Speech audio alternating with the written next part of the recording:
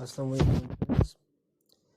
آج آپ کو اس ویڈیو میں بتانے جا رہا ہوں کہ دنیا انسانیت کا بدترین انسان، ظالم انسان، جابر انسان، جس نے اپنے ظلم سے خصوصاً مسلمانوں پہ وہ قہر ڈالا ہے کہ تاریخ اپنے آپ کو شرمندہ محسوس کرتی ہے، اور اگر آپ پڑھنے بیٹھ جائیں، آپ سننے بیٹھ جائیں تو آپ کی روح کانپ اٹھے گی۔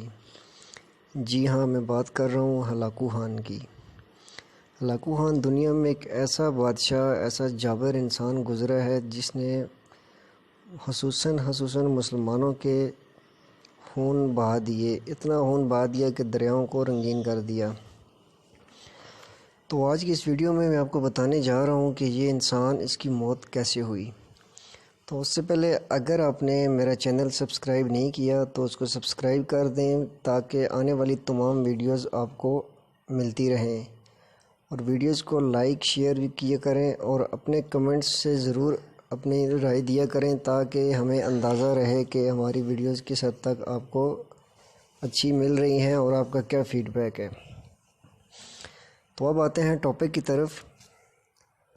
تو لسنرز، ہلاکو خان ایک ایسا انسان گزرا ہے کہ جس نے انسانیت پہ وہ ظلم ڈھائے ہیں کہ آپ سوچ بھی نہیں سکتے۔ آپ کی سوچ آپ کو خوف دلا دے گی، اس حد تک ظلم ڈھائے ہیں۔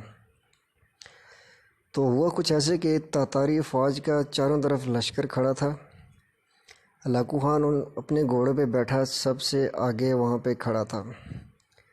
سامنے مسلمان قیدیوں کی 3 صفیں بنی ہوئی تھیں، جی ہاں، مسلمان قیدیوں کی، جن کو ابھی کچھ دیر بعد ہی ہلاکو خان کے حکم پہ موت کے گھاٹ اتار دیا جانا تھا۔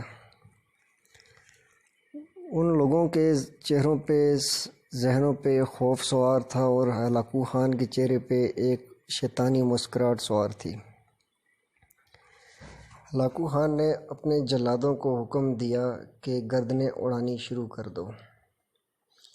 جلادوں نے ہاتھوں میں تلواریں لیے پہلی صف پہ وہ وار کیے کہ گردنیں زمین پہ پڑنے لگیں اور خون کے فوارے نکلنے لگے۔ تو دیکھا گیا کہ ایک شخص، بوڑھا شخص جو اپنے گھرانے کا واحد کفیل تھا، وہ پہلی صف میں کھڑا تھا۔ اس نے جب دیکھا کہ جلاد لوگوں کی گردنیں اڑاتے اڑاتے اس کے قریب آنے لگ گئے ہیں تو وہ موت کے خوف سے، ڈر سے دوسری صف میں چلا گیا۔ اسی طرح جب وہ جلاد دوسری صف میں لوگوں کی گردنیں اڑانی شروع کر دیں تو وہ بوڑھا شخص تیسری صف میں چلا گیا۔ ہلاکو خان یہ ساری صورتحال دیکھ رہا تھا، اس نے بوڑھے شخص کو دیکھ لیا تھا۔ جلاد جب گردنیں اڑاتے اڑاتے تیسری صف میں پہنچے تو سب کی گردنیں اڑائی جا چکی تھیں، اور اس شخص کا نمبر قریب تھا۔ تو ہلاکو خان نے اپنے جلادوں کو حکم دیا کہ ابھی اس شخص کو کچھ مت کہو۔ پھر ہلاکو خان اس بوڑھے شخص سے مخاطب ہوا کہ تو پہلی صف سے دوسری میں، دوسری سے تیسری میں موت کے خوف سے اور میرے ڈر سے چلا گیا، اب تجھے موت سے کون بچائے گا؟ تو بوڑھا شخص ہلاکو خان کی طرف دیکھا اور بولا، مجھے اب بھی اگر کوئی ذات بچا سکتی ہے تو وہ اللہ کی ذات ہے۔ وہ آسمان کی طرف نظر کر کے اس نے یہ الفاظ کہے۔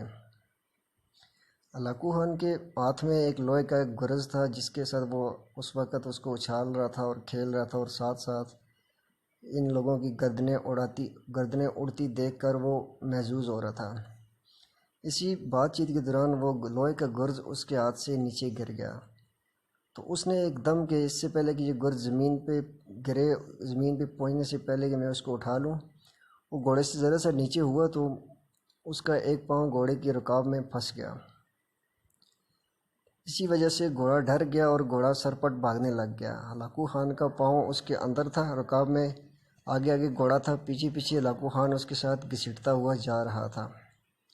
اس کے لشکر نے بہت کوشش کی کہ وہ کسی طرح گھوڑے کو قابو میں کر لیں، لیکن بے سود رہا، اور ہلاکو خان پتھروں سے ٹکراتا بے انتہا بہت زیادہ زخمی ہو گیا، اور چند لمحوں بعد دنیا انسانیت کا یہ ظالم ترین انسان، جس نے موت کا خوف لوگوں پہ سوار کر دیا تھا، جس نے ہزاروں لاکھوں لوگوں بے گناہ لوگوں کو قتل کر دیا تھا، چند لمحوں میں یہ موت کے منہ میں چلا گیا۔ کہتے ہیں کہ جب ہلاکو کے مرنے کے بعد لوگوں نے اس کے گھوڑے کو کسی طرح بھی وہ لشکر نے قابو کیا، تو اس بوڑھے انسان کا، بوڑھے بابا کا ان لوگوں پہ، اس لشکر پہ اتنا خوف طاری ہو گیا تھا کہ انہوں نے اس شخص کو کچھ بھی نہیں کہا اور اس سے خوف کھا گئے، اور وہ شخص پرسکون ہو کے اپنے گھر کی طرف چل پڑا۔ اور یوں دنیا انسانیت کا ایک بدترین انسان، ایک قاتل، ایک جابر اپنے انجام کو پہنچ گیا۔ تو آپ کو فرینڈز آج کی یہ سٹوری، یہ ویڈیو کیسی لگی ہے، آپ نے کمنٹس میں ضرور بتانا ہے۔ بہت بہت شکریہ۔